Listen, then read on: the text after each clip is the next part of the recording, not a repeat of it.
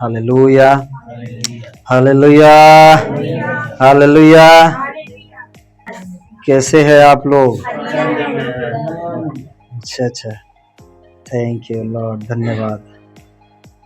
आइए हम प्रभु के वर्ड्स को हम जानेंगे। Thank you. आंखों को बंद करें और परमेश्वर का धन्यवाद करें।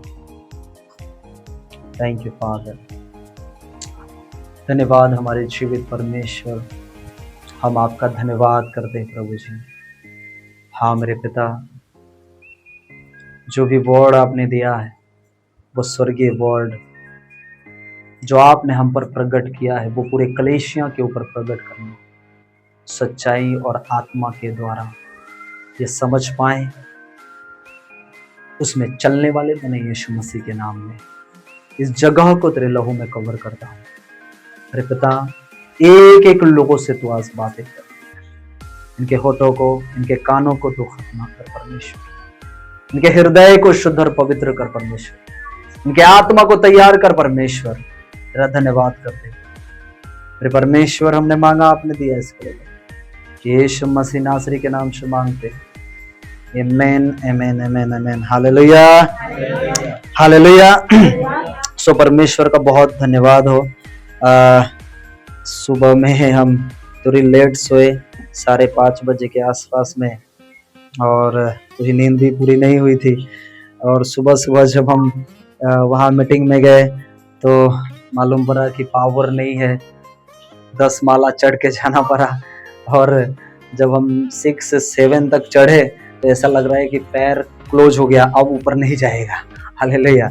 लेकिन फिर भी प्रभु ने वहाँ तक पहुँचाया और वहाँ परमेश्वर ने इस्तेमाल किया अद्भुत रीति से अपने वर्ड्स के द्वारा। इतने 10 माला चढ़ाने के लिए परमेश्वर ने मदद किया, सहायता किया। बहुत अंदर से टायर्ड फील, समझ रहे ना, वो फीलिंग कर रहे थे। लेकिन जब मैं वो तारीफ की आराधना, जब मैं गीत गा रहा था तो मैं वो आत्मा से भरकर गा रहा था, शायद मैं उसमें डूब गया था। हालेलुया।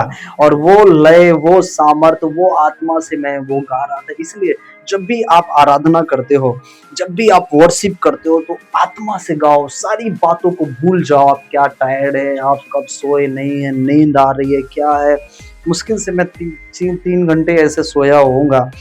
लेकिन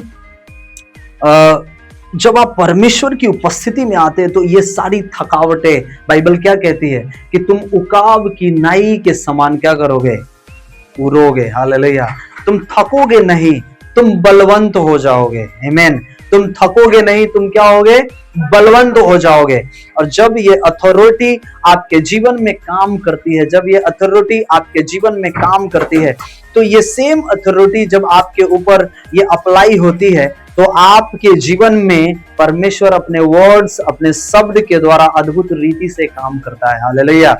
और जब आप वर्शिप करते हैं, जब आप अद्भुत वर्ड्स के द्वारा, अद्भुत वचन के द्वारा आप जब उसके समीप आते, उसके नजदीक आते, तो ये टायर्ड मतलब आपकी थकावटें, आपकी आलसीपन, आपके अंदर से जो भी रहती है वो सारी क्या हो जाती है, निकल जाती है। Hallelujah, praise Lord. सो परमेश्वर का बहुत धन्यवाद कि एक तो नींद और दूसरी थकावट, लेकिन जब आप प्रभु की उपस्थिति में आते हो तो ये सारी चीजें आपके जीवन से क्या होती है, निकल जाती है। हालेलुया। तो आज मैं आपको बताऊंगा कि परमेश्वर की अथॉरिटी आपके जीवन में क्या लेकर आ सकती है। The word of authority. Hallelujah. ये परमेश्वर की जो अथॉरिटी, अधिकार है आपके लाइफ के लिए, वो कितना पावरफुल है, कितना इंपॉर्टेंट है। और जो एक व्यक्ति उस अधिकार को, उस अथॉरिटी को अपने लाइफ में लेना जान जाता है, वो कभी हार नहीं मानता। हालेलुया। वो कभी गिरता नहीं, वो ऊंचाई की ओर वो निकलता जाता है, वो आगे बढ़ता जाता है। हालेलुया। शैतान कितना भी आपको तकलीफ देना चाहे, वो प्रॉब्लम्स देना चाहे, आपको गिराना चाहे, आपके स्पिरिचुअल लाइफ को आपको डाउन करना चाहे, लेकिन जब आपके पास अधिकार है, अथॉरिटी है, तो वो गिरा नहीं पाएगा। हालेलुया। क्योंकि ये अधिकार किसकी ओर से है, परमेश्वर की ओर से है, उसके वचन की ओर से वो अधिकार है। तो आज उस अधिकार को हम सीखेंगे कि वो अधिकार जो यीशु मसीह के पास था, आमीन, ये अधिकार जो प्रभु यीशु के पास था, क्या वो सेम अधिकार अपने लोगों में देता है?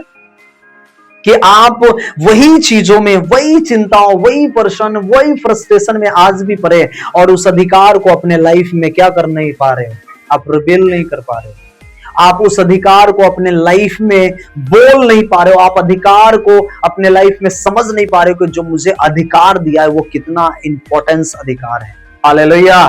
बाइबल कहती कि जैसे प्रभु यीशु मसीह के पास अधिकार था, हर एक काम करने का अधिकार, लंगड़े को चलाने का अधिकार, पापों को क्षमा करने का अधिकार, हालेलुया, सूखे हाथ वाले को चंगे करने का अधिकार, याईर की बेटी मर गई थी उसे जिंदा करने का अधिकार, हालेलुया, 5 रोटी 2 मछली से 1000 लोगों को खिलाने का अधिकार, उसे लोगों को बदलने का अधिकार, जो जो अधिकार यीशु मसीह के पास था वो सेम अधिकार वो अपने बच्चों के ऊपर अप्लाई करना चाहता है। हालेलुया।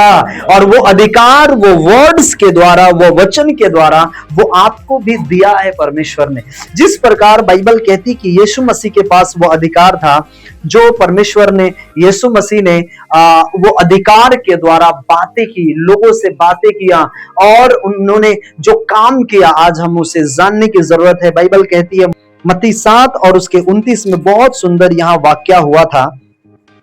हाँ हाँ जी, जब वह क्योंकि वह उनके शास्त्रियों के समान नहीं परंतु अधिकारी के समान उन्हें उपदेश देता था। Hallelujah, praise the Lord. Bible क्या कहता है यहाँ पर कि वह उनके शास्त्रियों के समान नहीं परंतु अधिकारियों के समान उन्हें उपदेश देता था। किसके अनुसार? अधिकारी। यस, आप क्या है? अधिकारी है। क्या है? अधिकारी है। जब आप कहीं पे जाते हैं, जब आप कोई काम करवाने जाते हैं ना, आप मामलादार में जाते हैं, आप कहीं भी, वो पुलिस चौकी में जाते हैं, आप कहीं भी, वो अधिकारी जब तक वो साइन ना करे, जब तक वो आपको इजाजत ना दे, तब तक वो काम आप नहीं कर सकते।